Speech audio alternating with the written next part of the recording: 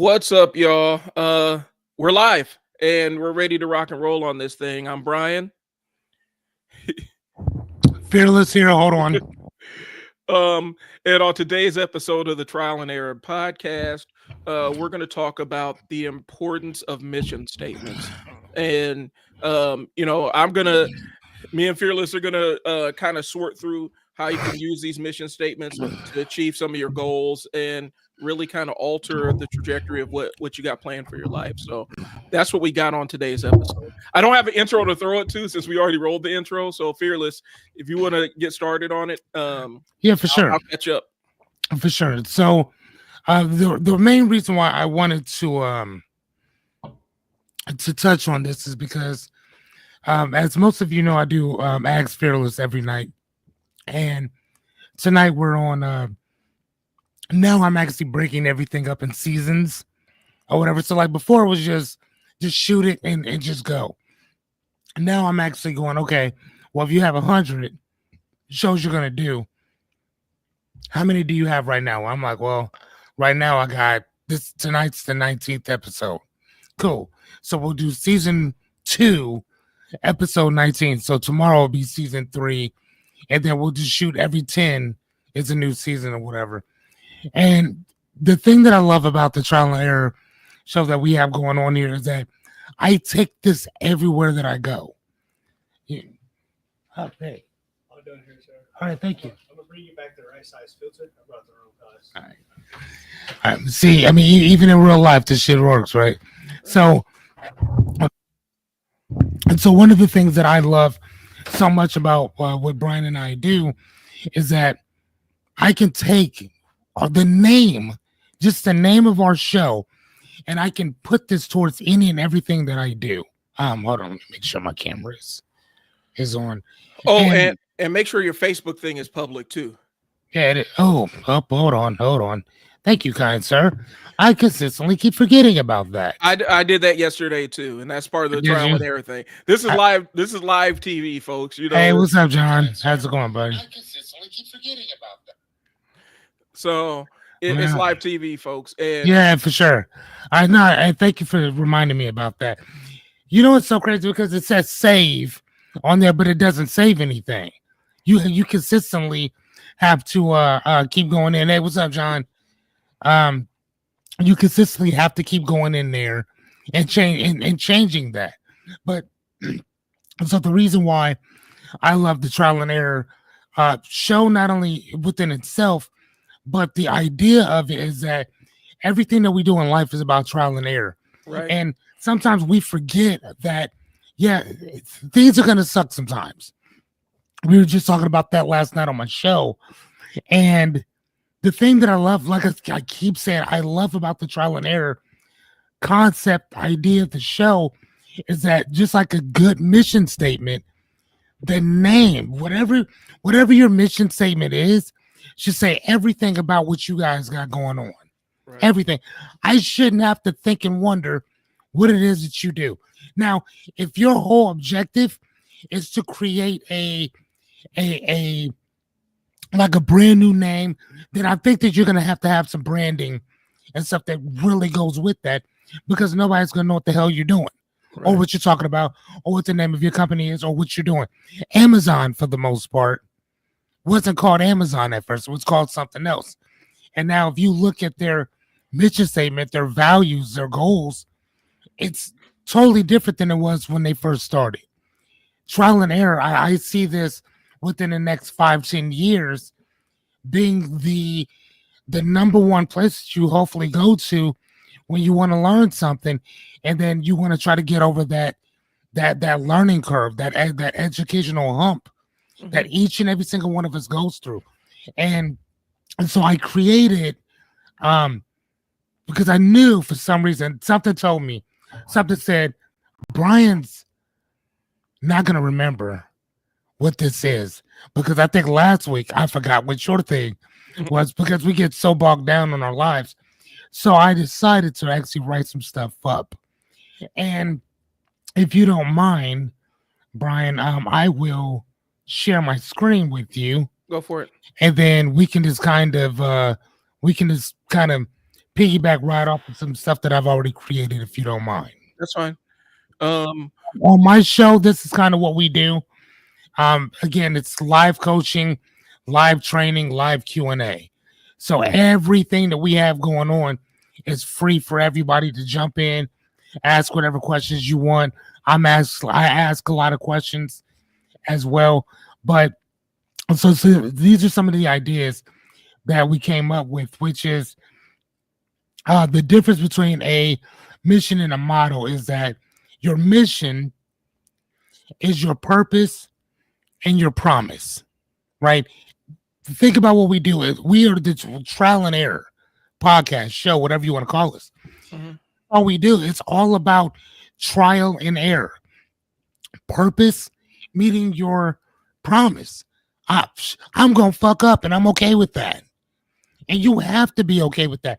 Now, the motto is like your personality or your punchline, which is our jobs are to figure it the fuck out. Mhm. Right? That would be our punchline. That would be our personalities.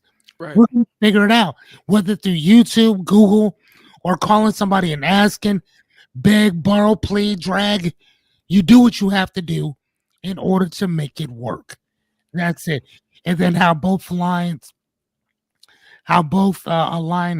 both with your audience, feels and understands who you are and all that good stuff. So that's where that comes from. Okay. And I think a lot of times it almost feels like, right, like you're saying, the motto is a little bit more surface level. It's more like that general kind of statement.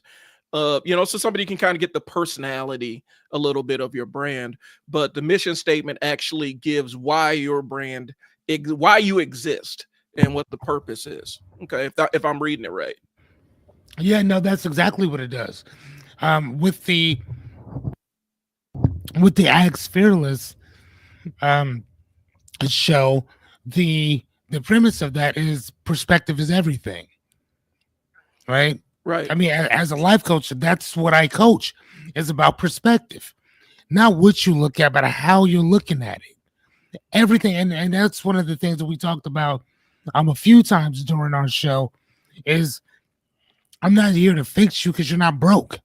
Right. I'm not here to motivate you because you don't need motivation. Right?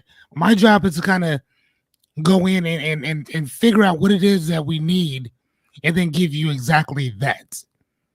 We're not doing the platitudes and, hey man, things are just going to work themselves out. Fuck that. No, they're not. You're going to have to figure this out in order for things to work out. They're not just going to work out just because you say that they are, or just because, you had a pretty good week at bingo that week. It's not going to work that way. It's interesting you're saying that. I just saw a podcast. I think it was Stephen Graham. They're interviewing Alex Ramosi over coffee or whatnot. And they had a big, this is a big segment, back and forth kind of thing, where he's like, in his mind, in his framework, visualization is bullshit, because just sitting there and visualizing an outcome doesn't work if you don't put any deeds behind it. Mm-hmm. And he was talking about the idea of you just sitting down and visualizing your desired outcome without putting the work in to make that outcome a reality. He's like, I think a lot of people, basically he's saying a lot of people just get hung up in that visualization thing and they never take any positive steps forward. And then they're just constantly visualizing an idealized outcome. Mm-hmm. And so, it was a really kind of interesting thing in the way that they broke it down. They were going back and forth about it, like seriously. So like were they talking about it from the aspect of one believed in it and the other one didn't? He said I guess it was about the way the term is defined, because in his framework of visualization, and the way that he's had it presented to him, it's always just, they don't talk about the action as much as just sitting there and thinking about it. And the action was eliminated from the concept. And he's like, I don't resonate with that. And so they were more arguing over the semantics of it, but I can understand both points, because initially I thought he's like, I feel like they thought he was saying, oh, visualization is just bullshit. And that's not what he was saying. What he was really saying was, I think that the way we use that term kind of negates us Yeah. actually taking any affirmative steps towards doing Correct. something. And so it was just an Right. interesting thing. It's almost like when a person says, "Hey, I'm sorry, but," and Yeah. then you basically, as soon as you use that B word, as soon as you said "but," you negated everything that you just said before that. Right. So no, and I understand that. So being a life coach, one of the things that happened was when I finally graduated, like so many years ago, the movie The Secret had come out. And at that point, you couldn't just buy, you had to order it, right? So you couldn't just go to the store and go get it. You literally had to call the company or something like that and actually order it. So, or maybe I ordered it online. I don't know. But either way, I got it. I watched it first few times. I'm like, man, this is one of the greatest movies ever. And then I watched it a third time using my newly found tools, tips, and strategies as a life coach. And I'm looking at this and I'm like, dude, there's something missing in this. And the one thing that was missing was the word action. They never talked about doing anything. They only talked about manifestation. Right. And the problem with that shit is that there's like 12 other steps that go into manifestation. And I think that's the biggest problem that a lot of people had, especially in my field, with that. Hold on, let me see if I can, because I actually wrote these things down like years ago. And that was one of the things to me that really sucked ass on when they were talking about this, was that's all they ever talked about was A Richest Man Babylon. That's what it was. I was talking about that. I couldn't remember the name of the book. Oh, here we go. I found it. So basically, the laws of the universe are as this: divine oneness. Everything is connected to everything else. Vibration. Everything in the universe travels, including your thoughts, feelings, desires, and your will. Nothing rests. Everything vibrates. The law of action. Our thoughts, dreams, goals, emotions, and words manifest themselves through action. I just named off 3 universal laws, because the law of attraction is a universal law. And let me explain what that means. That means that it would still work whether you were here or not. Mm-hmm. That's what that would mean. Universal law means that it would work whether you were here or not. One of the things that I heard an atheist say, he said that's slick as shit. I loved it. He said, if everybody were to pass on today, everybody's gone. And in let's say in 5,000 years, when everybody's gone, all the books are gone too, every one of them. He said in 5,000 years, you'll have a brand new set of religious books, brand new gods, brand new all that, right? Everything would be different. But you know what would not be different? Science. Those books would stay exactly as they are, as we know them today. Probably better than what we have it today. Yeah. Right? So again, it's very easy to sit and say that, well, it's the law of attraction. That's almost to me like when people say that the only people who get wealthy are rich people. Mm-hmm. Like what? Like that doesn't make any sense. It's a paradox within itself. So you're trying to tell me that the only people who get rich are good people. So what about sea molesters? Mm-hmm. They get rich. What about people who sexually assault other people? They get rich. Murderers, they get rich too. People who promote genocide and who participate in genocide, they get rich too. So are you telling me that the victims and all the things that I just named off, they're not going to get rich because they didn't pray hard enough? Well, And that's the thing. It's an interesting concept. There's a couple of things I want to hit before we get too far into it, because Okay, there's let's go. some interesting points you brought up. Okay. One, I think we have this bias towards thinking that accumulation of stuff equals it's a value statement on the individual that's accumulating the stuff. Just because, and that's that prosperity gospel kind of Yes. stuff where Yes. you know, and it, that always kind of makes that kind of makes me itch. Like that makes my eyelids itch. I don't like it because it ties the fact that you could be this horrible person, but as long as you do this thing, which essentially is performative because you're not taking the words, actions, and deeds that you're doing in church outside of there, that you can offset just being a terrible, selfish individual. That's And you're tying having lots of things materially to being a good person, and that's not a real thing. Now, two, one thing you mentioned, you said, you watched The Secret and then you went and got finish the coaching stuff, right? Finish the coursework, right? And you came back, you looked at it, and you're like, eh. And it's one dope thing, and I think a lot of people underestimate this. One of the phrases that used to piss me off when I was working running group homes and shelters and stuff was, they're basically perception is reality. I hate that phrase because I don't think perception is reality. I think your reality should be informed by from your perspective should be informed by your reality. Not perspective is reality, but your reality should be informed by your perspective. Or no, other way around. Your perspective should be informed by your reality. So I don't like that necessarily coupling a phrase, but also I like the fact that you come back and say, okay, I have a different perspective on this thing, and I can actually edit my feelings about this specific thing because I have new knowledge. So here's one thing.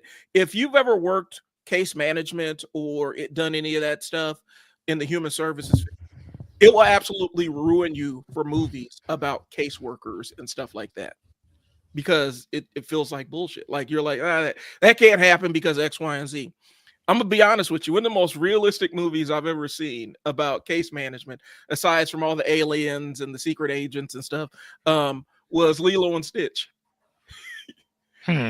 Because effectively, Lilo and Nani, that kinship placement is upheld by ICWA, the Indian Child Welfare Act. And so that's why there were so many layers to actually do the termination and remove Lilo from Nani. That's a real thing. There's laws governing that piece of it, and that's the realistic part of it, and that's what it makes it. And so it was a realistic depiction, aside from aliens and cobra bubbles and all that stuff. It was a realistic depiction of actually how that law actually works. Now, I don't know if that was the intent, but I used to have to, I had a couple of ICWA cases, and it was kind of like that, where we had to exhaust all options regarding placement with family for kids that were Native American. And that's kind of, I liked how they depicted that, Lilo and Nani are indigenous, and so they would fall under the Indian Child Welfare Act. And it was just kind of an interesting thing. But that's one of the more realistic versions I've seen of caseworkers being involved with kids and families and stuff, because a lot of times it's played up for dramatic effect, but I'm sitting there like, this is ridiculous. It's almost like when my mom was alive, watching shows about the ER or any doctor stuff with her, because she used to be an ER nurse. She was a nurse for 50 years. So for her, she's like, nah, that's not how that would go. They wouldn't do that. They wouldn't do that. They wouldn't do that. And so I'm saying all that to say this, the fact that you actually went out and got more information and it informed your perspective is actually a skill a lot of people don't have. They fall so in love with their own thinking that they ain't really open to adjusting what they believe based on new information. It's funny that you say that. The first book that happened with me, at least, was the book called The Da Vinci Code by Dan Brown. Yep. and the reason why that book took off the way that it did was because people wanted to believe so much of whatever, that they'll believe anything just to believe in something. Mhm. And to believe that, that Jesus had a wife and had kids and this and the other. Why wouldn't a person want to believe something like that? You know what I'm saying? And then why wouldn't, the church or whomever else want this book or whatever to get out there? Oh, people didn't want you to know this. When Dan Brown himself, on multiple publications, multiple situations and circumstances, has stated that it is a fictional book Right. that I took from other works of art that were fictional. And when you try to argue that with someone, and it's not an argument, I'm telling you what that man said. No, that was real. Right. Okay, cool. So then, and that was the moment that I understood that even with empirical evidence, some people will never want to listen to what you have to say.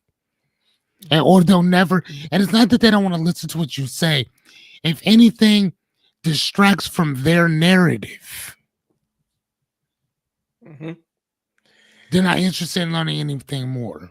Yeah, we have a narrative bias.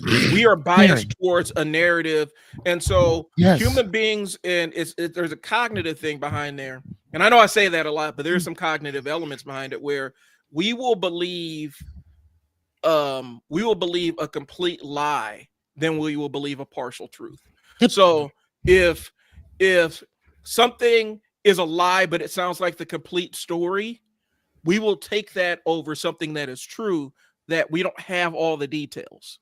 And that's kind of what it is. And so we have a bias towards stories, we have a bias towards narratives. That's why almost every single movie that you watch is built upon kind of that hero's journey framework. That's why they're able to do books like what's the name? Old boy was able to write a book like Save the Cat, where it basically took and deconstructed screenplays and said, yeah, most of them fit within this framework. Now it may look different and the acts may be longer and different elements of it may be longer, but it's all the same thing. This is kind of the common framework. Same thing, yeah. And even if it's not exactly the framework, it's against type. So it's a variation of that framework that's going the opposite, but it's still within the framework. And so we have a bias towards a narrative story. And so that's really interesting. And it's an interesting point where people are like, no, this book is true. And dude's like, nah, man, it's a work of fiction. No, it's true because I like the story. It's true. Right. I like the story, so it's true. Okay. All right. Yeah. I mean, but unfortunately, man, that's kind of that happens, unfortunately. So kind of sliding back into this. Yep. The second thing is that why most mission statements suck. Right. And the first thing that it says is that it's too vague. We help people better their lives. I mean, I don't necessarily know, because some of them are, I guess, too vague. But at the same time, though, if that's what you do, I mean, I guess you could probably narrow it down a little bit more as opposed to that, because I mean, that could be anything. I mean, shit, even a lawn group can say we help people better their lives. Mm-hmm. You know what I'm saying? I mean, I guess that can be for anybody. Well, what do you think about that? I have a couple of minds. I'm reading this book called The One Big Thing. And I read that. Yeah. And he talks about, different types of goal setting and things like that. And he has this little quadrant thing. And I'm in the part with the quadrant, so I don't have the full scope of it. But basically he talks about you can have big, huge goals that are general and big, huge goals that are specific. And typically the big, huge goals that are specific are easier to accomplish. And that's kind of where we help people better their lives, is a big goal that's general. Yeah. How do you help them better their lives? And you would almost have to put a context clue behind it. Like you said, a lawn service could say, we help you better your life by having a beautiful landscape in front of your house. Or a plumbing service say, we help you better your life because we come over and unclog your toilet and get that smell out of your house. And so there are different ways to phrase that. And so I get it, but at the same time, I don't necessarily. I do think that one might be to what do you do to help people better their lives, or what Right, and kind of that's people do you help better their lives? and that's what I'm saying is that I don't mind vague as long as it's specific Yeah, or whatever. Like even the my bookstore, it's two dads and a bookstore. Again, when I thought about the name, I took off the restraints or the constraints of how long it needs to be, how short it needs to be, how this and the other, right? And I right, just thought about it. At the end of the day, I'm like, okay, what is this? Like, well, what are we? We're two guys, okay? We love our kids. Uh, we both love to book. We both love to read. mhm, Obviously, one way more than the other. Uh, but this man still likes books, loves books. Hell, he was selling books way before I even came along, right? right, That was his hustle in general. He just happened to bring me on it. You know what I'm saying? And that was kind of it. But that was already in D-Lake's thing. He was already selling books before I even came into the picture. So again, I'm like, okay, well, and we've gone through all these names. He's like, nah, pin it. And then I'm like, you know what?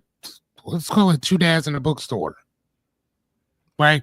And I also got the understanding from that from Two Men in a Truck. right, You know what I'm saying? So once you take those certain constraints off, and then you can just kind of, well, just play with the name, play with this and the other. That's why I'm able to create stuff kind of like on the fly with, with what it is we're doing. Even with the trial and error. I'm like, dude, like we kind of talked about different stuff. And I'm like at the end of the day, like this is all about trial and error. right, All of it. Right. I mean, and I know we had other variations of this, or whatever, but this is the one that just worked. And not only does it work professionally, it works personally. right, It works in any kind. I can always throw this up in a conversation, and anybody will know exactly what you're talking about right, because you do this in life. It's all about trial and error. Period. And then even when I don't know something, I'm like, ooh, trial and error. But we about to figure it out. right. Right. So yeah, go ahead, Mariah. And the reason why I landed on it, and I think that it kind of resonated with both of us because we were talking about the idea of kind of failing your way to success, Yes. and getting out there and using the to borrow some of the Silicon Valley stuff is get out there and fail fast and break stuff. Yeah. Now, depending on what your station in life, you may not be able to afford to break things, but you can afford to fail stuff. And so a lot of times people get hung up at that beginning. It's what we talk about in Unstuck Sessions. People get hung up at the beginning because they're afraid to actually step out on the precipice and fail and learn from the failure. And the way I kind of construct it is realistically, a failure is kind of constrained by time, right? So if we're talking about a present tense, I do something, I fail at it, then that's the context. But if I'm looking back on the situation, it was a lesson. Okay. Failure was a lesson. It actually taught me how to be successful in the specific thing. So really, when you look at failure or look at something you failed at or something you didn't execute well, in the present and in the near term, it feels like a failure. But in the future, when you're looking back on it, it's going to be a lesson if you're able to accomplish the thing that you're trying to accomplish. Right. And so that's what this concept is failing your way to success and failing your way better. And I think a lot of times, I don't even know if we do our kids in some senses as parents, I don't know if we always do our kids a service because I know I've caught myself trying to keep my kids from failing something instead of letting them go hit their head on it, just because I don't want them to experience it. But the lesson was important. And so sometimes I even have to hold myself back and say, nope, she's going to go whack her head a couple of times and she'll figure it out. And so I feel like as human beings, we are conditioned to avoid failure. And by trying to avoid the error or the failure piece of it, we end up missing out on so many valuable lessons. We only want to hear success stories. We never want to hear failure stories. We don't want to hear how this restaurateur bankrupted themselves 4 times before they figured out the hit restaurant, right? Like, we don't want to hear the part about the bankruptcy. We want to hear about how they overcame it, right? And so, but the real lessons are within how he or she screwed up 4 different times. That's where the lessons that are valuable are. So yes, that's kind of a tangent, but yeah, that's it's not. It's really not. I want to show you this one. So this is one of the hold on, slides from the presentation that we had a few nights ago. And what I want to show you guys is this little thing here. So this is what I tell people, that this is where people's dreams and goals go to die. Right? Right. And they start usually about here, because you want to start here because now you haven't even started yet. And this is where a lot of them just go. Mm-hmm. But the problem is that what about for those people who do start, and you start going up this little hill, you start going up, and then you get to this precipice and you think that everything's great. This is good. I mean, you don't see any negative slides. You're picking this stuff up at an exorbitant rate. Mm-hmm. And then what happens is that you fall and you plateau straight down. And then once you plateau and you're out, you're done. This is where people stop. Right? Mm-hmm. So they go up, they hit this, they fall down, and they stay right there. Right. And the problem is with this is that if you keep moving, you keep going, what that does is that propels you to start shooting back up. But because we face this right here, this plateau, that's where we end up, and that's where we stay stuck. And then that's where most people, like I said, why here, people get confused and then they quit. That's what, like, they start doing something, they like, man, I'm not gonna do any of this because this is stupid. And then they just quit. They just bow out. Right. And this right here is where I tell people, this is where you want to be. Right here's where you want to be. Right there. Right. The reason why you want to be there is because right after confusion comes understanding. Right. That's where it is. That's when you don't know. This is what I get. This over here is what I don't get. And it's like, how do I get from here to here? And that's what this is right there. They're here, right? And it might be even further distance. But the more you start to learn and understand, you start to edge closer. And then one day something happens and, you know what I'm saying, everything kind of clicks. Right. And then you're able to go to the next thing because you get that aha moment. Once you have that aha moment, it's like, okay, I got it. Now that builds on top of this builds on top of that. And then you can, thank you, sir. You too, buddy. And then you're able to, you're able to learn whatever you need to learn. But I try to tell people, make sure, and again, this isn't my thing. I don't know whose thing this is, but this was the best one that I found. I was going to create my own, but it just kind of took too long. Mm-hmm. But I saw this, I'm like, dude, this is it. I'll just use their thing. And it explains exactly what I needed to explain. So again, when you guys get confused, when you get frustrated, when you get sad, when you get pissed off because you're right there, it's like, dude, I know that there's a piece missing. This is where you are. Mm-hmm. Don't stop. Keep going. Yeah.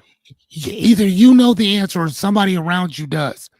And find those people who know the answer for this. Because here's the cool thing. Majority of us have failed for you. And Brian, that's one of the things that with your kids, you don't want them to bump their heads because you already done been there, done that. Mm-hmm. You've already made those mistakes. So then why let somebody else make the same mistakes that you did? But like a a butterfly in a cocoon, it'll kill them if you don't let them figure it out for themselves. Right. You know what I mean? it is. And so for me, that's kind of what I tell people. After confusion, you find understanding. So that's where you want to be. When you get stuck here. Right. Get stuck here. Now, this little lump right here, you're going to have to work your way up there. It's not just going to be given to you. You got to work up there. And then once you think you got it, boom, now you don't. And that's where you want to be. And the concept, I had a worker I had to break this down to, because we're about halfway through her first year, and she's coming to me freaking out, talking about, I feel like I haven't learned anything. I feel like I don't know anything. I said, stop for a second. I said, you've been immersed in this for 6 months. And let's think about what you knew when you first came in the door. And let's look at where you are now. I said, the dangerous part about learning is the more you learn that you don't know. Like, Yep. the more you realize you don't know about a specific thing. So Yeah. you realize, wow, I have all this knowledge, and all my knowledge is in the solar system, but there's a whole galaxy of stuff I don't know. But you wouldn't even know that galaxy existed if you didn't understand the solar system existed first. And so the more you learn, the more you realize there is to know about things. Yep. And so that part is, I've learned up until this point, and now I'm on this dip, but I have so much, I'm further ahead than when I started, but now I'm Yes. realizing the mountain I got to climb to actually reach that expertise status. But I know way more than when I started, and people give up right there. That's where they give up. Right there. Like literally, let's go back to it right here. They give up here. Like right there. Right? You know what I'm saying? Like all this right here. And again, if you notice, like I said, that hump, once you fall off, it's kind of like a slope that you fall off, and you basically go back up. Mhm. Or whatever. You just gotta get through that one little thing in order to give yourself some momentum. Right. The way I put it, the harder you, the deeper or more entrenched whatever your learning is, and the deeper that plateau goes, the more that when you get it, it's going to skyrocket you. Right. Everything is just going to make sense of where it needs to go. And then once you get it, you got it. So again, this is what, when people tell me, man, I'm confused or I don't understand, boy, that's the best place to be. Right. That's what I tell them. So, Yeah. So be there. Right. That's the thing. You're confused because now you have more knowledge to be confused. At first, you didn't even know enough to be confused about. You didn't even know enough to be. I love that. You didn't even know enough to be confused. So I like that. I'm going to have to use that. Thank you. I like that. I'm going to go back to that. I like that. All right. So the other ones are that your stuff is too corporate or robotic. It has no soul, no edge, or no clarity. Again, going back to why most mission statements suck. You know what I'm saying? Like either too vague, too corporate, too robotic, no soul, no edge, no clarity. well, and the edge is important. The soul, edge, and clarity is really important because For sure. the soul and the edge give the personality to whatever the venture is that you're trying. If it's a business, or if it's a personal brand, or if it's just the way you live your life, you know, you want to have that edge to it because you also want to define who this ain't for. And Yes. and Yes. you know, you can't be for everybody. Being for everybody means that you're a commodity, and you know, you're not really serving any purpose because you're for everybody. And even as human beings, we ain't aligned with everybody. We all don't have the same values or anything, or goals or anything. And so being for everybody doesn't make you special or unique. It just makes you out there, and you haven't clearly defined where you're trying to go, or what your mission is. You haven't if you don't have any clarity, you don't have a mission. Like, Yeah. you're just out there running, you're just out there doing tasks. If you don't Yeah. have clarity of focus, you don't have a mission. That's what my Mhm. take is. If you're not clear about what we're doing right here and right now, And why you're doing it. and why you're doing it, there is no mission. There is just you doing shit. You out Yeah. here doing stuff. You're very busy. Right. You're extremely busy. Productive, on the other hand, I can't say that, but you're extremely busy. Yep. We talked about that on my live stream yesterday or the day before. I can't remember. ADHD. That's what that but we talked about that. How to really leverage your, because we talked about ego depletion and how willpower is a finite resource and stuff like that. And I talked about, I may not always be perfect, but the way I figured the best way to get my stuff done is I always try to front load the tasks that are going to require the most out of my attention. I don't do the momentum building tasks. I don't do low leverage tasks. I do high leverage tasks that are going to change things and move things forward. And if I'm going to drain my willpower on it, I want it to be something that's going to make a difference in my day to day or month to month or year to year. And so I front load those tasks first. And a lot of times people get caught up in the busy work of, well, these things are easy for me to do, so I'm going to do the easy stuff first. And then by the time it's to roll around to the hard thing, they don't have any energy to do it. So I feel that. And I feel the entire concept of that bit. You're just busy. You're just busy. Yeah. You don't have a mission. You're busy. Like, when we was Operation Enduring Freedom, we didn't have no mission. We was just busy over in the Middle East blowing up stuff and stealing oil and stuff. We didn't have no mission. We was just out there doing stuff. And so, and it's unfortunate that the heads of it didn't have a clarity of mission, because the people on the ground definitely did. And that's where the disconnect happened. So, but yeah, I like that. I like that. No clarity, you have no mission. Yeah, no, not whatsoever. And then, so it says at the end, how to fix it, which is to speak human, speak truth, and then speak now. Which speak human basically means, you can colloquially speak in our jargon, and tell the truth about what it is that you're trying to accomplish. Be a little bit more specific. Going into the third one, it kind of touches on that.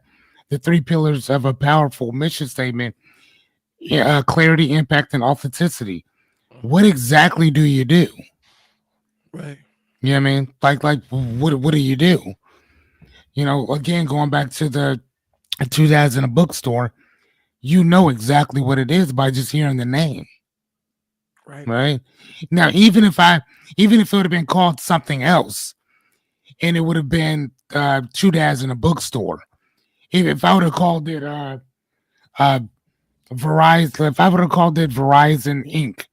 or something like that, and the subtitle would have been 2 dads in a bookstore, then you would have known that Verizon Inc. is a bookstore, right, owned by 2 guys. You know what I'm saying, or 2 dads. Right. So again, that's what a lot of that is. It's just understanding exactly what it is that you do and say, this is what I do.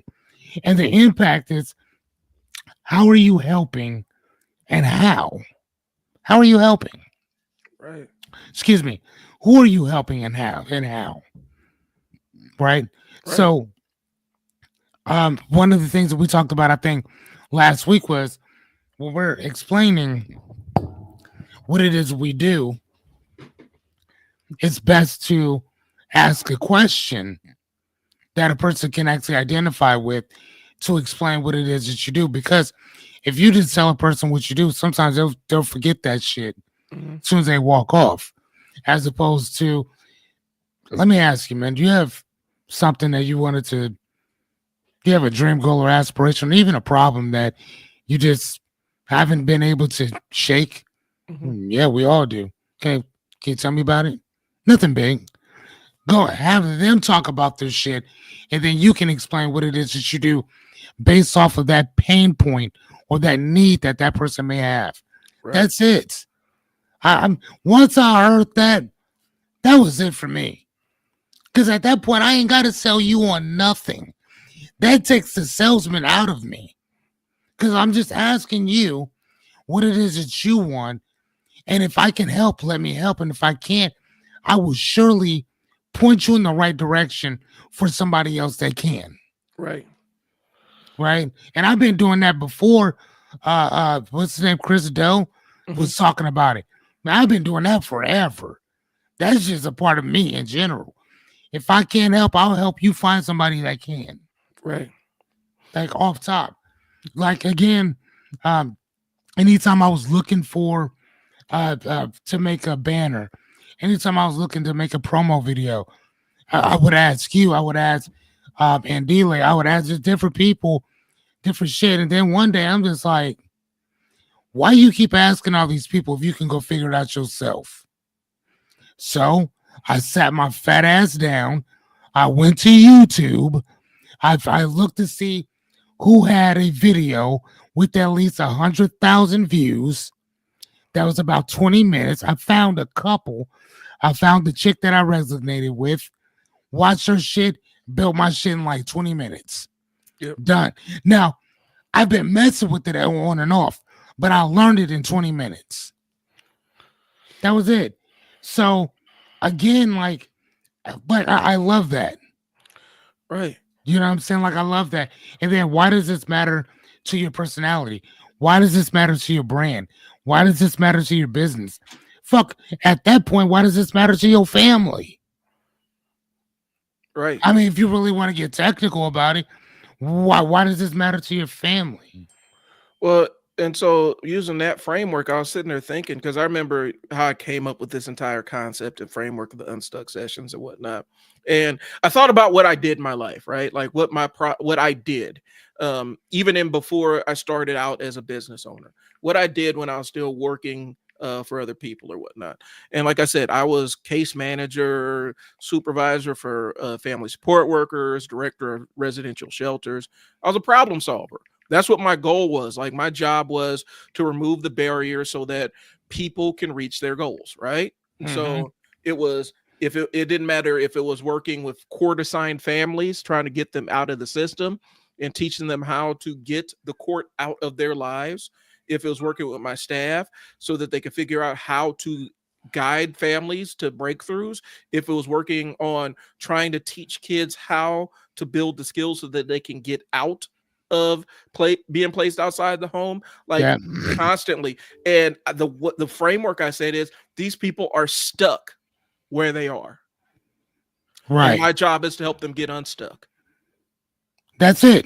And that was my clarity. And that's why I think when I landed on the Unstuck sessions, that's where it came, because it's not a one-time event. It requires multiple sessions to actually get you unstuck, because a lot of times we don't necessarily really quite understand what the thing that's holding us back from success is. We think we have an idea, but sometimes it's kind of the sub boss. Like if you play video games, there's the boss, there's Guru, Goro instead of Shang Tzu. Yeah. And so you have the sub boss, but it's not really the boss. And we focus all of our energy on defeating the sub boss. But when we get to the boss beats our ass because we're not really locked in terms of, we didn't necessarily cleanly address the real underlying problem that is holding us up. And oftentimes that if you remove that one thing, if you're able to identify it and remove that one thing, it can remove a whole lot of other problems that you're experiencing. Right. But that's where the concept of the Unstuck sessions came from. I help people get unstuck from where they are. And sometimes it requires a shift in perspective. Sometimes it just requires really having somebody hyping you up and telling you what your skill sets actually are and giving you a framework to deploy them in the right way so you can start advancing. And so that's what it is. And then I'm like, well, what's the thing that has me stuck? Well, a lot of times it was different things with my ADHD had me stuck. And so I had to learn and teach myself an entire set of skills to get to where I am now. And so I'm like, if it's valuable to me, it got me here, maybe somebody else will see some value in it. Right. And so that's the entire concept of it. And so that's what my goal is, working with new entrepreneurs or entrepreneurs with ADHD and helping them figure out how to get themselves unstuck and get them moving forward. And that's how I came up with my clarity of it. And that's it hits the clarity. For me, I feel like it helps the impact because it gets them moving forward. And I feel like there's authenticity to it because you're not going to get anything but me Like, you're not going to get anything but me with, if we work together. So I feel that. I like that. So what about the other ones? I'll So- let you take these ones. Okay. So mission versus values, quick breakdown of the difference. So your mission statement is where you're going. I feel like your value statements are the principles that you use while you're going that route. Like, okay, say your mission is to get $1 million, right? Now, that's fine. You have a mission of doing that, if that's what your mission is, okay? But your values are the things that determine whether you're going to get that $1 million by building a business or building a product or finding some way to save that up, or if you're going to go rob a bank. Like if you're going to go knock over a casino. And so your values kind of determine how you execute things along the way to achieve your mission. And your values kind of determine really who you are and what you're willing to deal with, do, or endure on the way to fulfilling your mission. That's how I determine mission versus values side of it. Because I do feel like sometimes people have these big mission statements, but they don't necessarily have a moral anchor to pin them down to a specific prescribed set of values. They'll do anything. And sometimes it's okay to do anything as long as it's not hurting other people. But it is what it is. Right, of course. And then how do all these work together? I just kind of mentioned that. Your values define what you're going to do in order to fulfill your mission. Okay. So let me ask you, like, how would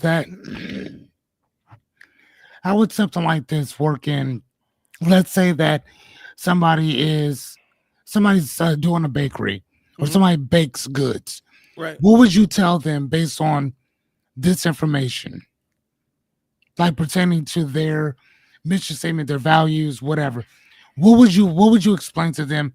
What would you give to them? Because we have a person that does watch our show. Mm-hmm.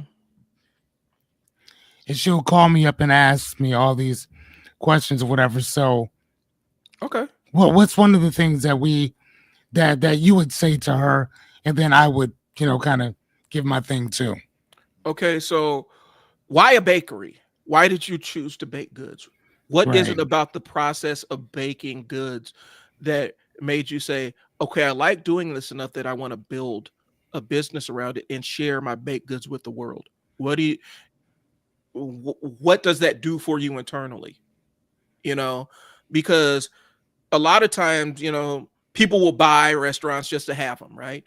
But a bakery is a little bit more of a personal thing that requires art. It requires a lot of focus and repetition and dedication and care and concern and stuff. And so for me, the first question I would ask is, why did you start this journey?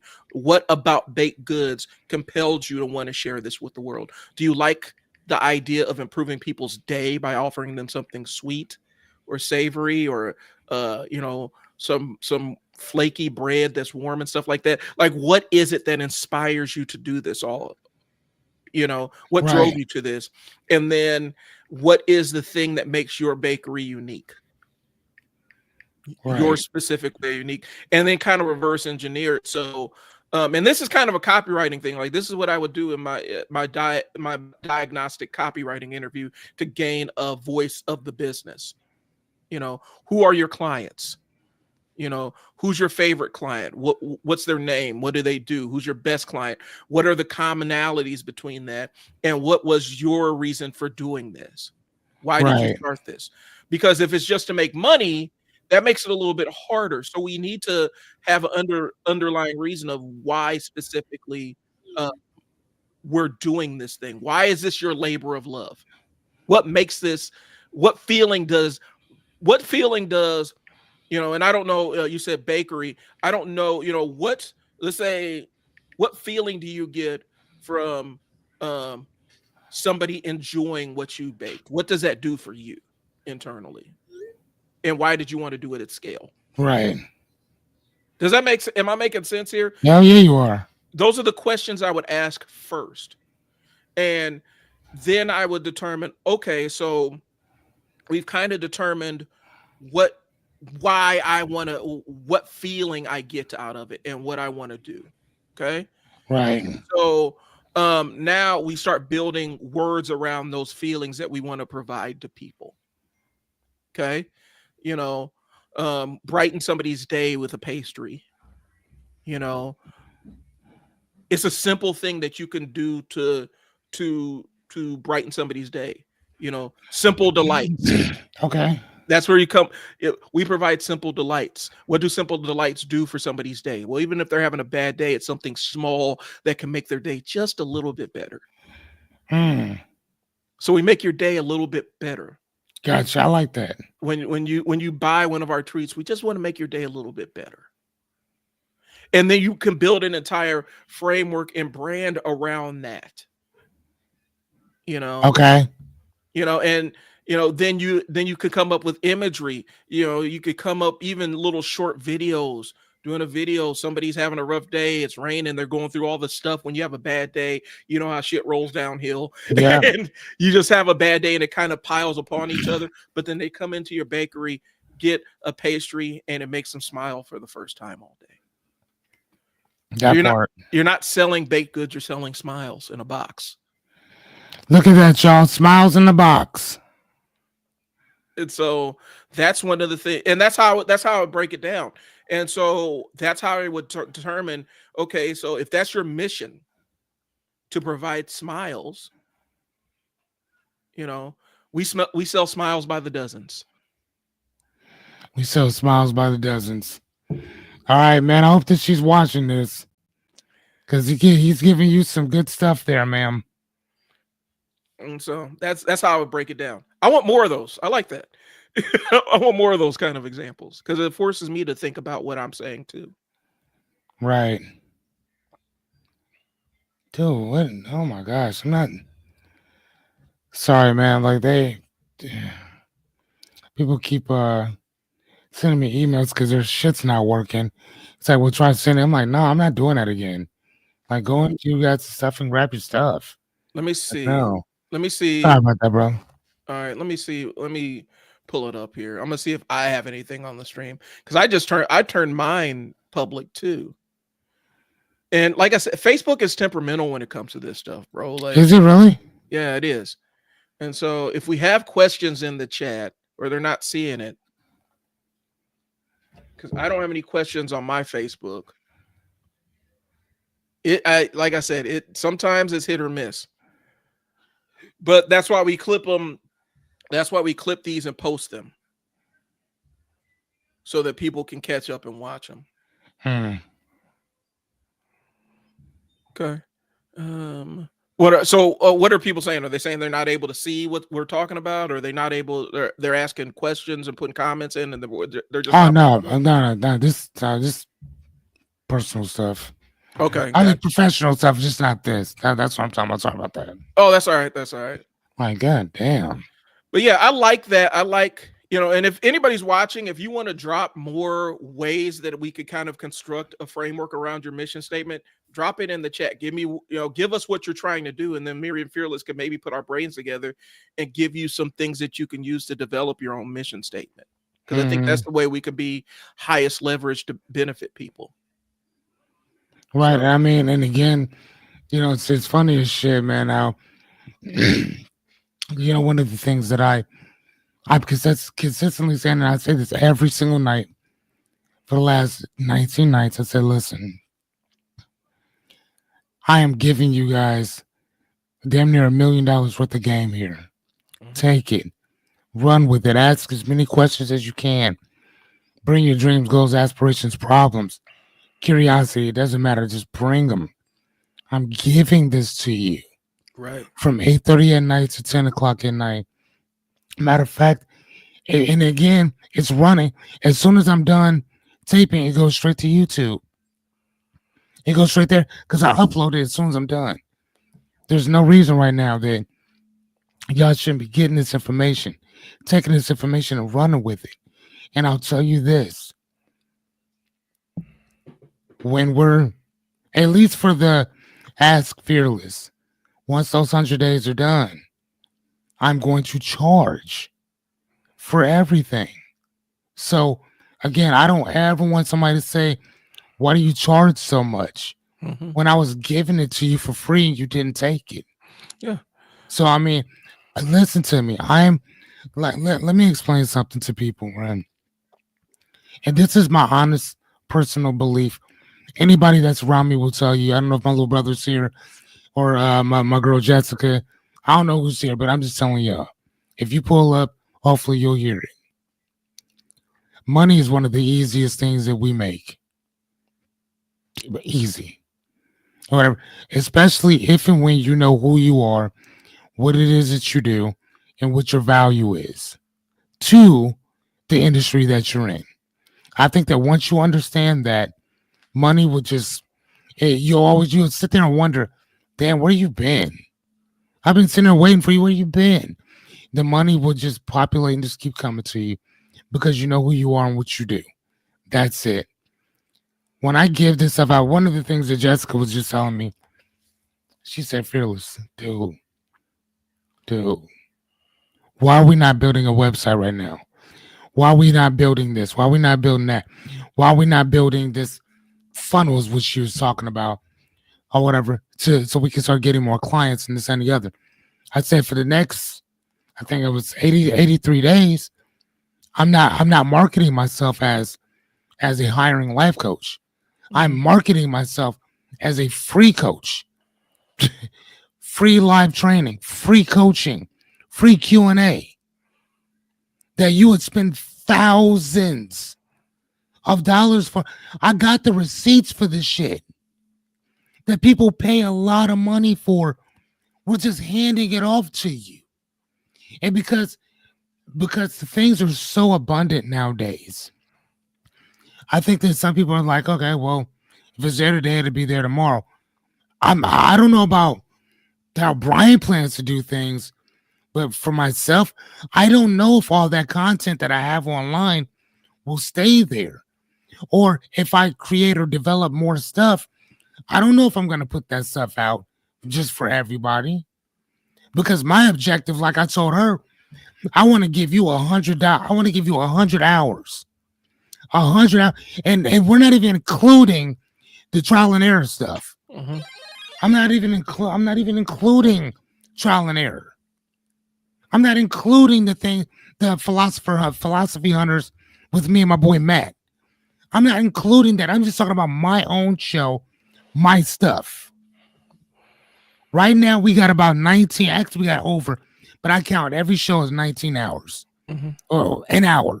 Even if it goes over, I still count them as an hour, right? I got 19 of them. That's 19 hours worth of game that I'm giving you. Yep. Excuse me. 19 hours worth.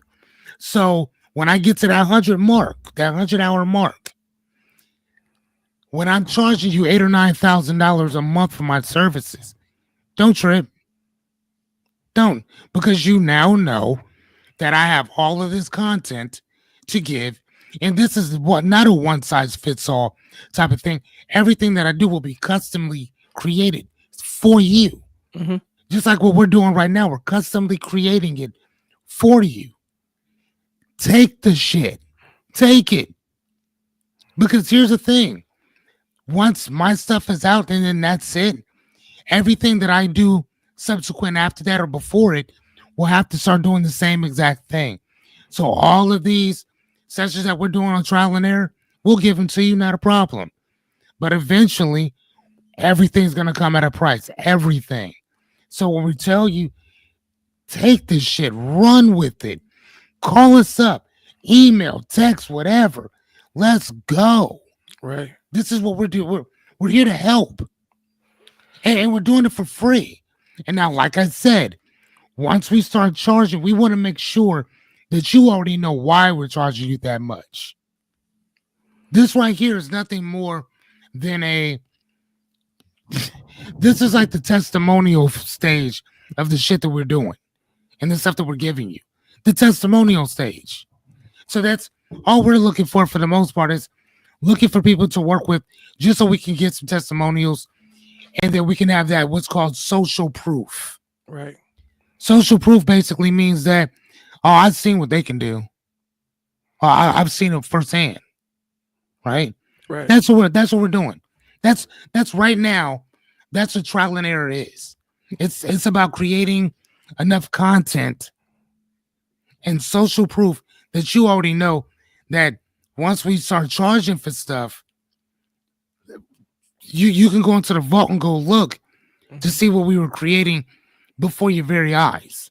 Right. And this, most of the shit that we talk about, we have a topic and just throw up, and most of the time we go off the top of the dome. This is the first time, for the most part, that I actually just had some ideas that I just kind of wanted to throw out in general. This is the first time. Most of the time that Brian and I are talking, nothing's scripted. Everything's unscripted. We just go straight from the dome. Right. From the dome on it. So I'm just telling y'all, man, please take this up. Like, share. What's the other one? Post. Right. Like, share, post. Subscribe to what we got going on. I mean, dude, we're giving this shit to you. Let us fuck up for you so you don't have to. Right. Or do it on your own. I'm cool with that too. But please please, I need you to understand. Financially speaking, we will be fine. Will you be? Right. That's the question I would ask. Are you gonna be okay?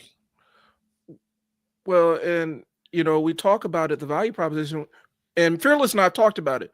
We are not holding anything back, right? Like, Not at all. we don't hold anything back. And the reason why we can give so generously of our experience and our knowledge and the stuff that we know is because we know that there's always more. It's impossible for us to drain everything that's in our brain and dump it online. And so when you engage with us in real life, where I'm talking about, oh, yeah, I don't want to watch the videos, I just want to work with you directly, there's always going to be more there. You know what I'm saying? So you can either invest your time in going back in the archive of videos that we've recorded and posted for your viewing pleasure on YouTube and stuff like that, or we can distill it. You can pay us and we can distill it for you. My world is, I have the Unstuck sessions, right? I've shifted because I used to do the Unstuck live streams on Tuesdays. Now they're on Monday mornings, Monday afternoons at 1:30. And so I hop on here and I talk about different elements of marketing for ADHD brains, for business owners. Okay. Because a lot of business owners struggle with ADHD, and a lot of it is the task stuff and just doing the thing so you can get to the next thing.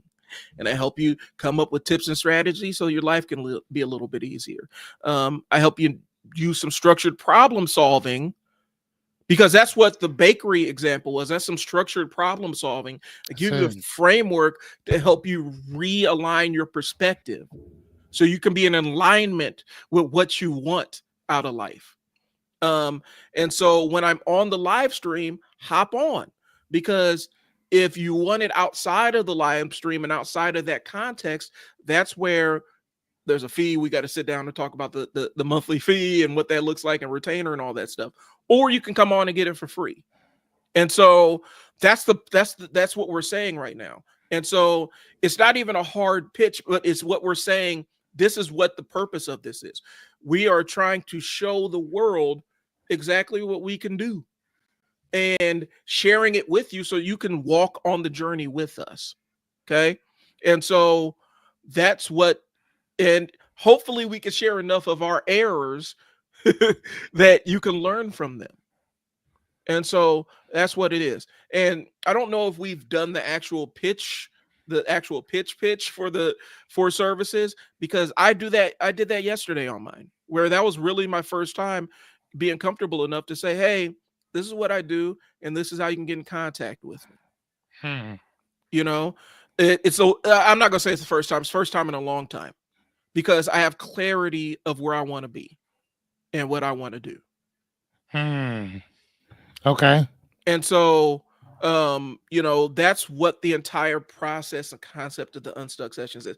I've spent hours and hours, months and months, almost a better part of a year, putting the frameworks together and really trying to deconstruct what I did to have two businesses and do all this other stuff and still be able to function with ADHD. And so this is me using myself as the guinea pig, throwing myself in the lab. And so if I'm on the live stream talking about it, hop on, ask your questions. I'm here to help. I'm here to try to give you some frameworks. And if it becomes such a big thing that we need to take it offline, we take it offline and have that conversation there. Okay. So that's what it is. And so when we do this trial and error stuff, we want y'all to jump on and don't be shy about it. Don't feel like there's dumb questions, every step along the way. If it's important enough for you to formulate a question, it's important enough for the question to be answered. That's it.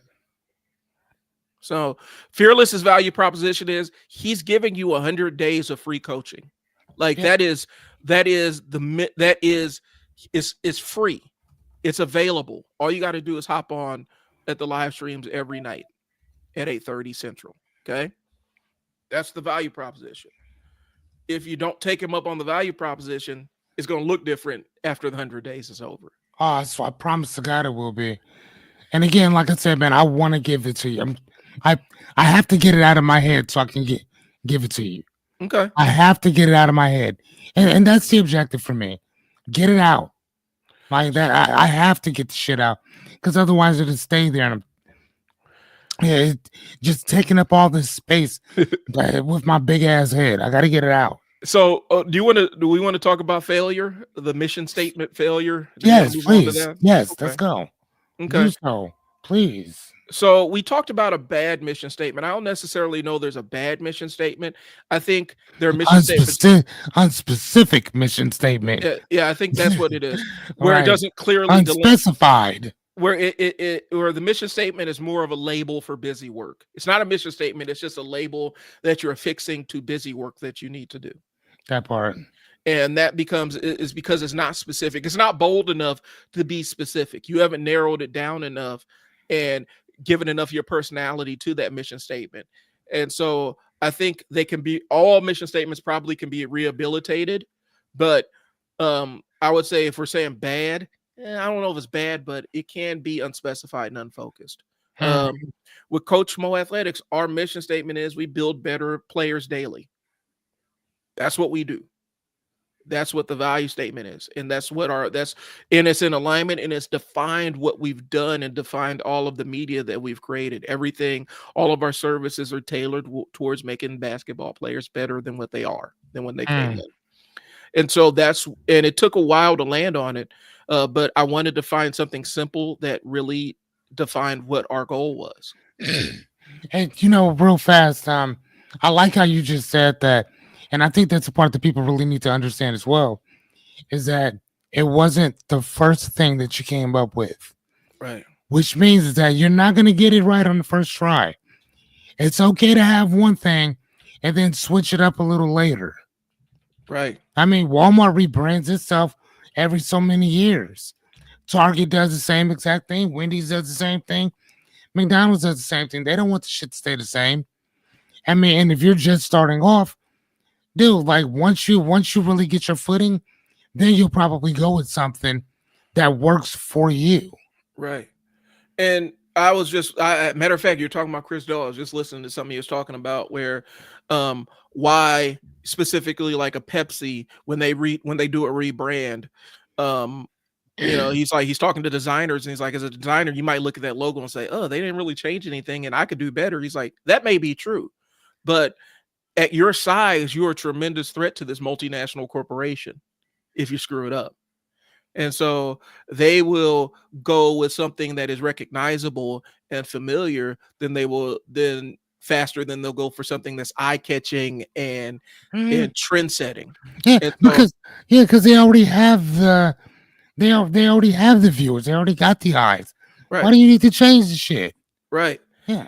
So we talked about what bad mission statements are. We kind of lingered on too generic something along the lines of to be the best at what we do. Okay, well, you can define that one. Okay, Very specific. That's very subjective. but there's another one out there, and this kind of takes me back because this is what my early days copywriting. The biggest frustration I had working with a client, and I'm gonna tell you this, they were so in love with their industry that they could not translate it to normal human speak, which means it was nothing but a bunch of buzzwords and jargon. Sounded like we leverage cutting edge synergies to revolutionize global markets with dynamic solutions. What the hell does that mean? What does that mean to a regular human being? And so they were so in love with the jargon side of it and sounding smart and sounding like they knew what they were talking about that they didn't take any time to see, does this align or will this trip somebody's trigger to say, hey, I need to work with them? Because it doesn't tell you what you do. It sounds great, sounds fancy, sounds amazing. It doesn't say anything. And it doesn't tell you exactly what you do. And for a customer, they don't have enough time to sit there and sort through all that. Fearless and I talked about it on the marketing episode a couple weeks ago. Most people comprehend at like a 5th or 6th grade level, and it doesn't depend on what their education level is. They comprehend things that they read at a 5th or 6th grade level. Now, they have the ability to comprehend at a higher level when it comes to technical stuff that may be related to something they specialize or have specialized knowledge in. But when you're talking about regular messaging, they're reading something, they're reading an ad, trying to make a decision on it. They're comprehending at a 5th or 6th grade reading level. And we leverage cutting edge synergies to do blah, blah, blah, blah, blah, blah, blah. Doesn't, if you read that to a 5th grader, they wouldn't know what the hell you're talking about. They'd be like, okay. Right. So that's that piece of it. And Fearless, we talked about it, where somebody's so in love with the language. And I'm verbose. I'm a verbose dude. I'll throw out big words all the time. That's just my personality. It's what I do. But I don't do it to try to impress anybody. Like, it's just what I've always done. And a lot of times we fall so in love with our language that we want to show how much we know and how much we're smarty pants. And it comes across with our mission statement, and then people don't know what our mission really is. Doesn't clearly define anything. I was reading this book, or I am reading this book. It's called The Gods of the Wood. Sorry about that. It's called The God of the Woods. Mm-hmm. And this guy, they were having some board game or whatever, and they were talking about different words, and the guy was just dogging his wife because she's not that bright or whatever, and they were using certain words that I'm like, damn, what is that? And they're like the old style type of words. So one was like somewhere, but it means to leave in haste. It means to it means to leave immediately. But it's a very old word. It's not like anything that we would use now. But he also used this word, which is opsimath. Opsimath, which is OPSIMATH. Opsi means late, so like obsolete or whatever. And I was just thinking about that. And then math is actually a Greek word which means to learn. Mm-hmm. So it basically means to learn later in life or whatever. And I'm like, oh man, it's a really cool word. And so when I teach people about certain things, what I like to go deep into a lot of these things, or whatever, because I think a lot of it's really cool. So yeah, I know what you're talking about on that. One of the things that I was kind of thinking about too with that is a lot is said about a person's mission statement. And not only is it a lot said off of it, I think that you can understand exactly where a company is going based off their mission statement as well. And not only that, but their mission statement, for the most part, will tell them exactly who and what they serve first. Mm-hmm. Right? So ConAgra, the company we had here, downtown Omaha, They just pulled tail and tucked and left. Everybody was like, "Oh my God, why would they do that?" Well, if you read their mission statement told you exactly who their main priority was, which was the stockholders. They said it. Oh, go read their shit if you think I'm playing with you. Their objective is to make sure that their stockholders are happy. Secondly, the employees, and then the community and everybody else. So I want you to think about that. Most people think about the community first, employees second, stockholders last. In today's time, nobody. It is stockholders first. How am I going to get my money back? I don't give a fuck about them. How am I going to get my money back? And unfortunately, and I say fortunate and unfortunate, these companies tell you exactly what their mission statements are and who their priority or their loyalty is to first. They tell you that. And the reason why they're so fucking stupid to put that in their mission statement is simply because they know you're not going to read it. And for the most part, when they're writing their mission statement, they're not writing it thinking about you. They're writing it thinking about the people who technically employed them, the people who backed their money, the people who, I don't know what to tell you, bro. You have to figure it out. You know what I'm saying? But like, that's just unfortunately one of those things. ConAgra is big enough where they could say that mission statement and say, "And what you gonna do? You ain't gonna do shit. What are you gonna do? What you gonna What you gonna do? You gonna boycott ConAgra? Okay, so go empty out all your cabinets and boycott ConAgra because they have their hands in so many different pots. Yes, it's hard to actually boycott of them. Yes, because I think they own Banquet. They own a whole bunch of other stuff. It's not just like ConAgra. It's a conglomerate that owns a lot of stuff. Right. And a lot of it is mainly food and beverage, but I believe food. That's crazy. What I mean. So you can play with them if you want to. It's crazy that, because that is the Jack Welch philosophy. We talked about it. I think last week. Yeah, where Jack Welch was the guy who essentially changed the way that modern CEOs view to be really aligned with what we're doing in the community and what's best for our employees' interests, and having long-term employees and building pension plans and uplifting entire communities and stuff, and doing the R&D, which is research and development, to find new technologies make people's lives easier. Sounds great, right? Sounds like a wonderful thing. And with that, they ended up becoming a pretty major player, a pretty big corporate player in the world. But when Jack Welch took over and said, "Oh, we're about the shareholders. Like, that's all. We just want to make the shareholders money. And that's what our goals are." And so they slashed research and development. They slashed all the pensions. They fired a lot of the old employees and stuff. And they said, "No, that's what the goal is." And then that's how they ended up becoming one of the biggest, at the time, the biggest corporation in the world, because they inflated their value so high because they said, "We're just about the money.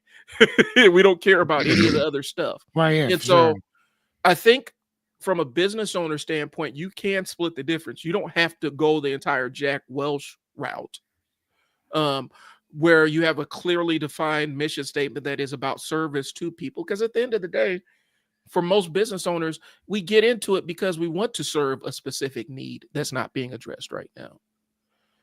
But the other end is when you don't have that clarity and mission statement, then your business goes everywhere and it's not really serving anybody. So, okay. But yeah, that's kind of what it was. And so it's frustrating with ConAgra because they were so entrenched in the community, and you almost wish the powers that be would sit down and have read the mission statement and said, "Oh, I see what they about, and we're not going to invest that much into them." And that's all I'm saying is that, like, know who you're buying, know what you're buying, and know who you're buying that shit from. Yeah. Like, I mean, I own a Tesla. I can't tell you. And matter of fact, maybe I should have actually looked into what Homeboy stuff was. But if I'm not mistaken, I mean, dude, they were all into some old weird ass shit in general. But I was talking to a friend of mine about these billionaires and these owners of some of these brands, or at least the faces of some of these brands, and I'm like, and she was telling me that she's not gonna buy a Tesla because of his personal views and this and the other. I'm like, here's the thing. I understand that you don't want to do it, based on your value system, and I totally get that. That's hey, do that. I totally understand. But I'm like, do you think that he's the only one with those type of views? You know what I'm saying? Like, he's not the only one that feels that way. Name a president that we've had that hasn't felt the same way that this man has. Or name a congressman. I was telling her about Strom Thurmond. That dude hated black people and brown, hated us with a passion. And it's one thing to say, well, he just comes from a particular part of history. Then why would you keep him there? And not just that. Don't look at just him being in the House of Representatives. Don't do that. Don't do that. I want you to do something even grandiose than that. When he passed, I want you to look at all the people who showed up to his funeral. You see what I mean? Don't just look at how this man felt. Don't just look at what he said. I want you to think about the constituents that he kept around him that are still at that house right now. You know what I'm saying? So again, we can sit and talk about Elon Musk all day long, but you think he's the only car manufacturing company where he felt that same way about a certain particular type of people? You don't think that Henry Ford felt a particular way about certain people too?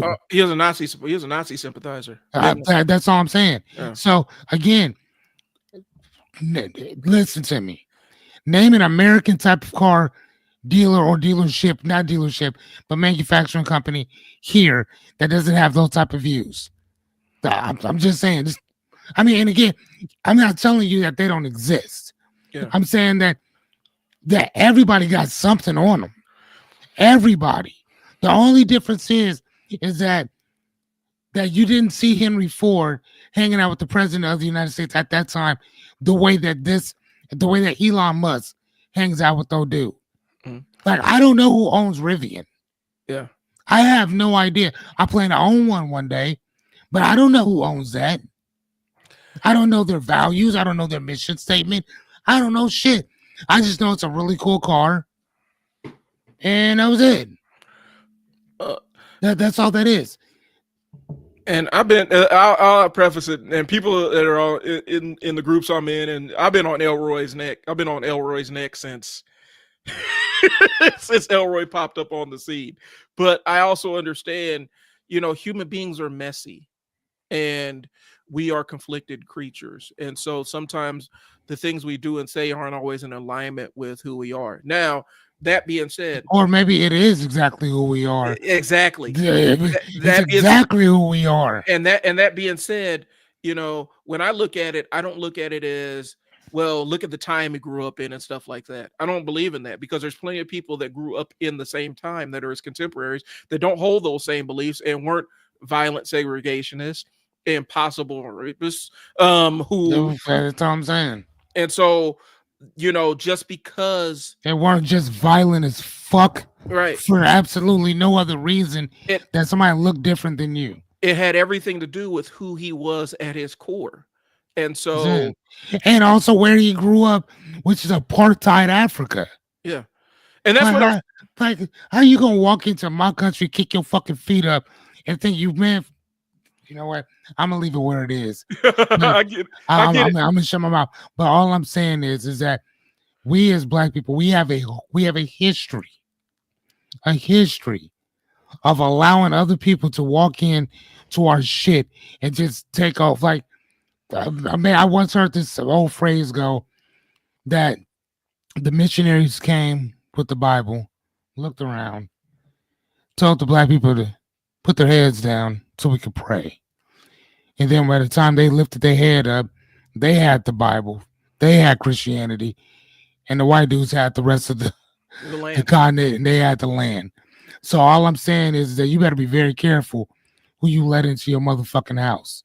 Off Well, top. Well, the thing with Elroy is he also branded himself as a different person than what he's actually presenting now. And so it's easier because initially he presented himself as the likable Tony Starks. Tony Stark, He was like the real life Tony Starks. and that's And how here's the thing, he still fucking is. Yeah. Don't get it twisted. He still is. Tony Starks is a fictional character. But if Tony Starks were fucking real, this is what you'd get. That's the reason why I told you before. I love that show, The Boys, so much. Because when if Superman just didn't give a fuck, then what? Well, and That's all I'm saying. the crazy part is you mentioned that there's an entire line. Y'all need to understand I'm a comic book nerd, so this is gonna come out. There's a line where basically what happened was the superheroes and supervillains had their personalities inverted, and it brought out the opposite side of what their personality was. And it hit Tony Stark, and it didn't make him evil, but it magnified. So all the giving and generosity he had, it just made him into a very like selfish person. So he still wanted to give, but it was in his own special way. So in the comic book, he rolled out a variation of his Iron Man armor, gave it to everybody for free, right? And they're able to do all this amazing stuff, and it healed all these diseases and stuff like that. And then around, because about 89 days later, he said, okay, so that was a free trial version of this thing. And so now in order to keep it, you have to pay me. It was like $90,000 a month to keep it. It was some insane price. And that was just him. He was still fighting criminals and doing all the other stuff, but he was a complete ass. And so it inverted his personality. And that's just it, though. Was the worst part of his personality. Was he really a complete ass? I mean, was he still charging the government, or did he just make it privatized and say, you know what, I'm not charge you? Well, and the thing was, and I think maybe we could tie it back. The interesting part was, yes, that was actually part of. All it did was magnify a part of his psyche, of who he already was. And so it was him, but it wasn't him, if that makes sense. It was him, but it wasn't him. I mean, right. Okay, go ahead. It was him, but it wasn't him. And that's why I say human beings are complex and messy people. Like, we are creatures that we are walking contradictions a lot of times. And the more you embrace that, the more you embrace the concept of trial and error, where you don't always try to be this perfected version of yourself. And that's why the mission statement is important, because sometimes having a personal mission statement can realign you with who you really want to be in the world. And you may not always be that person, but at least it gives you an idea. It gives you an idea of who you really want to be.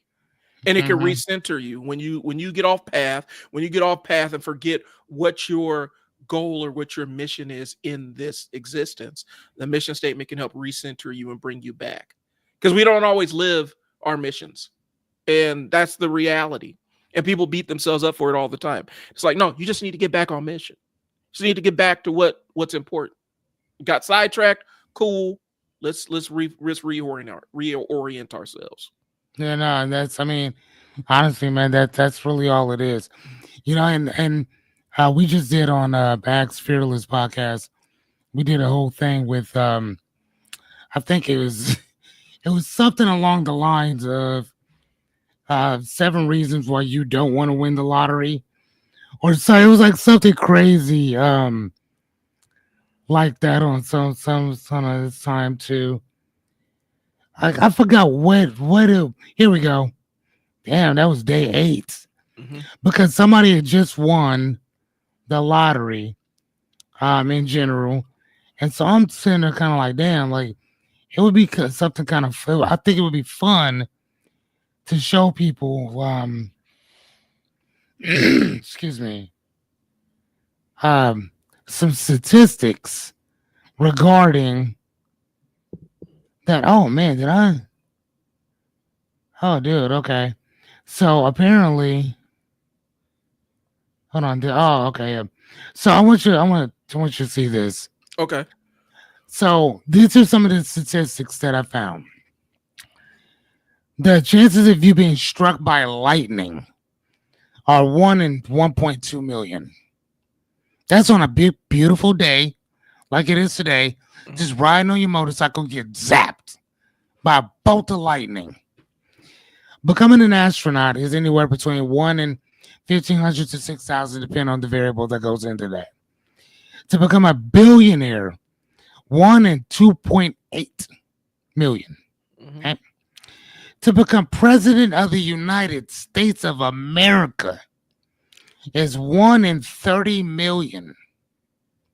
And this is here to become a famous actor with in today's time, 1 in 1.5 million. To win the lottery is 1 in 293 million. Think about that. You can accomplish every single one of these things before winning the lottery. You can become a fucking billionaire multiple times over before you actually won that goddamn lottery. And one of the things that I tried to tell people is that, hold on, the odds are blah, blah, blah, blah, blah. Okay. Most people will never win anything that's significant in that. Many people play without understanding the low probable chances of success, right? That, bro, it's a fact. Loyalty, jealousy, entitlement, unending requests. Listen, and here's the other one, number 4. You will be sued by your family, friends, and fucking enemies. Matter of fact, anybody that you've ever met is going to sue you. They're going to sue you. This dude right here, Jack Whitaker, he won. Before this person, I think, who won last couple weeks ago. This is the largest Powerball winner in 2002. We won $314 million.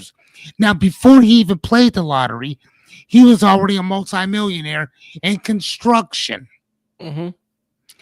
He lost everything and unalived himself. Jeez. Federal taxes, people don't even think about that. Federal taxes could be as big as 37%. And then state taxes, they're going to take their shit plus another fee, plus a few other fees on top of those fees. So by the time you get whatever, you're already done. Everybody swears up and down that they wish that they had never won it. This person right here, Abraham Shakespeare, won 30 million. The lady to the left or right of him, she unalived him. You know how she did it? She siphoned a crap ton of his money. Then when he found out, he fired her as being his accountant, which she had no accounting degree whatsoever. She was a fucking nurse. And what they did was they unalived this man and buried him in her backyard. They grabbed one of those cement trucks and put a brand new patio on top of him. When people were out looking for this dude, nobody could find him because he was under her house. So again, I mean, the reason why people come after you with that is because to them, you didn't earn anything. Right. You know what I'm saying? You didn't earn it. Anytime you get a large windfall of money, that's how they treat you because you didn't earn shit. So everything that you're saying, I totally understand. So let me throw this on here. So there's a joke I had, like, if I ever won the lottery, I'm gonna share my screen real quick if I can. Please do. If I ever win the lottery, I'm gonna show you how I'm showing up to the conference to get my stuff. Where is it? This is how I'm showing up. Whatever you come up with, I'm trumping it. I'm just telling you right now. That's how I'm showing up. That's how I'm showing up to the press conference to collect my winnings. Listen. All right. I like that, but I'm going to go ahead and see you, and I'm going to one-up you right quick. Hold on. Keep going.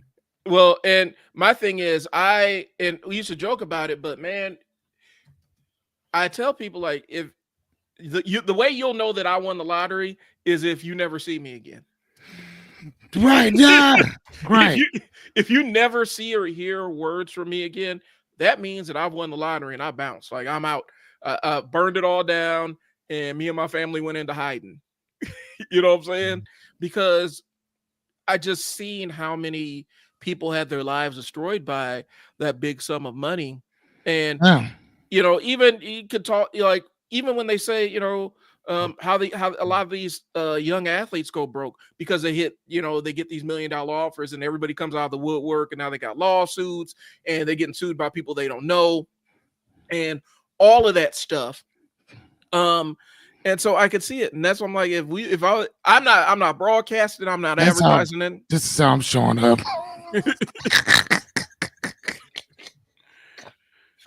I'm out, bro. I'm coming with my Kanye West on. I'm coming with my Kanye West on, my Yeezys and my clan outfit. Yeah, Right. I'm with an disappointed. Axe Fearless lapel. But like they wouldn't even know. Shit. They wouldn't even know who I was if I'm collecting my lottery. No, winnings. no. I'm putting Hell on nah. my mask and I'm like, hey, this is how we doing it, because it does open that door, and there's a weird jealousy that comes along with the success side of it. Because you're gonna find that even people that necessarily like you or love you, and you could kind of see it when you start being successful in ways that even it doesn't even have to be lottery stuff. You could just be successful, and you could be successful in ways that other people have failed, or you have more success than they think you should be allotted. People start moving different around you, and it's not the hater thing or anything. They don't hate you; they still love you, but they also are envious of you, and they're looking like, well, I know this person. Why do they get to experience this outcome or breakthrough or this wonderful thing happening to them? Why do they get to experience that and I don't? Yep. So, but yeah, I see the lottery can absolutely destroy you. And again, like we said, it could take you off mission. Well, my objective for showing you that was to basically state this: money doesn't make you something different. Right. It exacerbates who and what you already are. And that's all I was saying about the other stuff. Even if you took away that humility and this and the other, and you inverse people's characteristics or whatever you are is what you're going to be, regardless of what situation you're in. Mm-hmm. You're just going to get more of it. That's it. You'll have more of a stage to show what you already are. Elon Musk didn't just become that. He'd already been that. That was already within him. It was already within him. Or whatever. I mean, me personally, again, I'm like, I like to sit here and think that, no, man, shit, if I was a billionaire, I'd be doing, I like to think that I'd be doing all kind of different stuff. Hopefully, I would still be reading and hopefully doing this right here. But shit, I ain't gonna lie to you. I don't know where I would be doing it from. Would I be doing it from Bellevue, Nebraska? I don't know. Mm-hmm. I honestly couldn't tell you. I don't know. I mean, at that point, you got enough money to travel the world, look through any booklet, and kind of see what you like. Shit, I might be on the Amalfi Coast in front of the fucking ocean doing this thing and just kind of sitting here talking to you.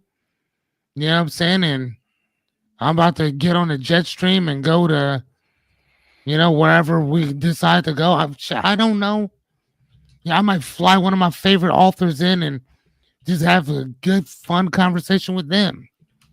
You know what I'm saying? Again, whoever you are, whatever you do when you're broke is the same type of person that you'll be when you're wealthy and you have money. That's Right. all I'm saying.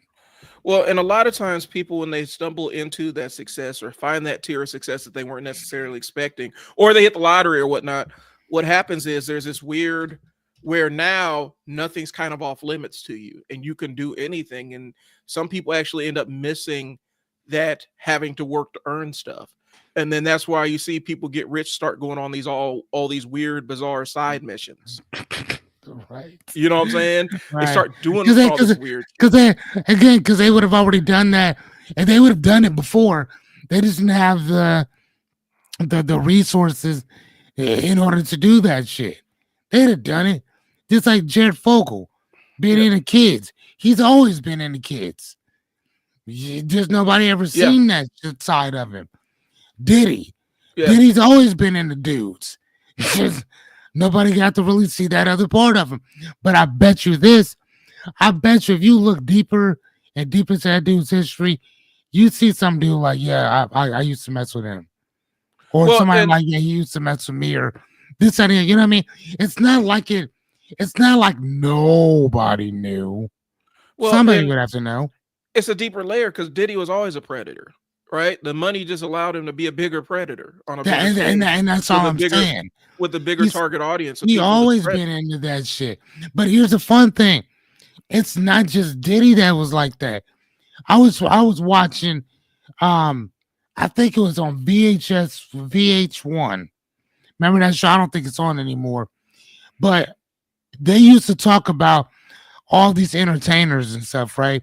But I remember that they had one on there about Ted Nugent. Oh, yeah. And Ted Nugent, he said on multiple occasions, he was not into drugs. He was not into alcohol. He wasn't into nothing like that. His addiction was women. Mm-hmm. And when I say women, girls. Yeah. And when I say girls, I'm like 16, I would say 17 and under. Mm-hmm. The same thing that R. Kelly was doing. He was doing, and here's the other crazy shitty thing. He actually, one of them, he married them. Yeah. Same shit that R. Kelly got accused of, did or whatever. Ted Nugent did the same exact thing. As a matter of fact, he married the girl. He adopted her. Yeah. It wasn't that he married her.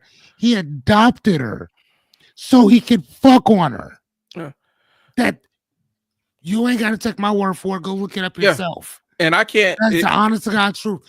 That came out of his mouth and her parents' mouth. I can't say Elvis did the same shit. I can't say what my thoughts are about R. Kelly or Ted Nugent or Elvis without risk of getting our stream knocked down and disappeared. But these guys were always who they were. A predator is going to be a predator, regardless of whether they have money or not. And that's why I always go against the Hollywood elites and all this other stuff. Listen. When we talk about sex trafficking, and I know this because I've been in the workshops, we were talking about this stuff in 2011, 2012 when I was running my shelters and stuff. The sex trafficking scene, and especially when it comes to kids and stuff, people have this, it's all the Hollywood elites and everything. The people you need to worry about is that couple down the street. Right. Because, they are the inconspicuous couple. They're the ones that are out there doing it. And so you are fixated on the famous people, but you're not looking at your boilerplate normal people, which are the biggest which are the biggest propellants of this. I met a couple years ago. This is a couple years ago. Well, this is when I was still doing doing the community work and working with kids and families and stuff. I met a preacher. And he was talking about he was on his way down to Tijuana because there's a bunch of Nebraska kids that were down there, and he's going down there to bring them back. And he made that trip multiple times a year, and he bring back dozens and dozens and dozens of boys and girls that disappeared from here and ended up down there. And so people don't understand, we talk all this stuff about how great the Cosmo World Series is. It's one of the single biggest sex trafficking events in the country annually. Really? Yeah. I did not know that. Yeah. It's really egregious, really bad. But if we're sitting there focusing on Mr. Hollywood guy that we can make stories up about, we can not focus on your regular boilerplate guys that come up here with a bunch of money on College World Series. So like I have to ask, I know this is a little different, but how do they prey on them? How do they disappear in the broad daylight? Social media, getting groomed. They meet, the thing that's dangerous about social media about social media for kids is anybody could say they're anybody, right? And so one of these little boys or one of these little girls think that there's somebody that's interested in them, and then they set up a time to meet. Next thing you know, they're out of here. Or they fall in love with some grown man or grown woman online. Next thing you know, they're out of here. And so, you know, or they're in the teenage rebellion stage, because that's what teenagers do. Teenagers, the way their brains are developed, the teenage brain develops by testing limits and seeing what the limits are. And so when they're in the natural teenage rebellion stage, somebody intervenes and jumps in there and says, all these people are against you, I'm the only one that understands you. And they end up forming some weird relationship with them, and they're out of here. And by the time the kid realizes what's happening, it's too late. They're in the cartel got them. Oh wow. And so when I talk about that, people fixate on the dangers of the Hollywood elites and all this other stuff and all these weird conspiracy theories. Like, you don't need a conspiracy theory because it's happening right here. Normal people, we live on the I-80 corridor. What do you think happens there? And so that's the reality of it. And so What do you mean by that? The I-80 corridor. What do you mean by that? We got the corridor, man. Everything comes through that corridor. It's easy for these kids to get disappeared off of that because we're at the junction of multiple interstates. Okay. And so that, that's what that is. And so people don't understand how close it is to home. They can always outsource it and think it's just what rich people do. And it's not. It's normal people living on your block. And you right. be aware of who and where your kids are and stuff. So if I'm not mistaken, I think that like 80 and like single, like whole digit numbers run from east to west, whereas it usually like 75, 85, 45, stuff like that runs north to south. Right. So what you're saying is that I-80 corridor that runs damn near the whole country. Right. All the way through. And then just stopping off at one of the fives. Is that what you're saying? Yeah. Okay. And these kids get caught up in that. They can end up anywhere. And what I'm saying all that to say this. People assume that this stuff is always external to where they live or their community or their bubble. And they don't know how close this stuff really is. And it's not to fearmonger or anything, but it is to give people a perspective about all that, all the uproar, all the save the children and the sex traffickers and all this other stuff. You're focusing in the wrong places. You're attributing that to what somebody's political ideology is or what their money says, as opposed to what they actually do. You're not looking at the person. You're looking at a specific type of person in your mind that does that kind of stuff. And a lot of times that type of person, like, people that are super unstable and violent and dangerous are really good at being normal. They're really good at acting normal right. and mixing it. Serial killers are amazing at acting like normal people. All right. That's what makes them good at their job. Right. And so those surface level assessments of people get people in trouble all the time. I'm going to make this pivot back to the mission statements in some way, shape, or form. I'm just going to figure this out. But when we make surface level assessments of people based on just the eyeball test, we miss a whole lot. And so when it comes to your mission statement, when it's a surface level assessment, it can apply to anybody. And so that's why we talk about having a specific but big mission statement to accomplish your goals. A very specific mission statement. Like serial killers have a very specific mission statement. I'm sure they do. But don't get caught. Yeah, don't get caught up. So all right, so we ready to wrap this up? I think so, man. Okay. I think that as soon as we start talking about serial killers and shit, I think we're done. I think we're good. All right, y'all. So I don't know what we're gonna. I think I have a couple of ideas what we could talk about next week. Fearless may have some ideas. We'll chop it up and figure out what we're gonna talk next week. Appreciate y'all tuning in. Make sure that if you got questions, take advantage of these free times.